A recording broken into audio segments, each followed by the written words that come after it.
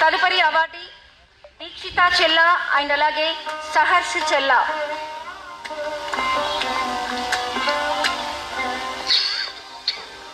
Corona మనందరికీ ఎంతో నేర్పింది. అలాగే ఈ చిన్నారులకు పర్యావరణ హితాన్ని నేర్పిందని చెప్పాలి. నాటి ప్రభుత్వం చేపట్టిన హరితహారంలో 200 మొక్కల్ని జర్మినేట్ చేసి మరీ అందించారు ఈ ఇద్దరు చిన్నారులు. ప్రతి సంవత్సరం ఈ కార్యక్రమాన్ని చేస్తున్నారు వీరు. అయితే ఈసారి రైతుల దగ్గరికి వెళ్లి మరీ తమ మొక్కల్ని అందించారు. అంతేకాకుండా తమ ఇంట్లో జరిగిన ఫంక్షన్స్కి 200కి పైగా పేపర్ బ్యాగ్స్ని తయారు చేసి మరీ ఇచ్చారు.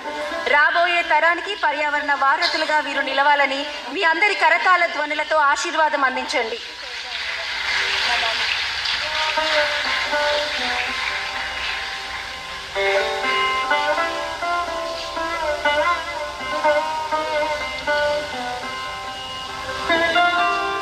తదుపరి అవార్డు భాగ్యలక్ష్మి గారు.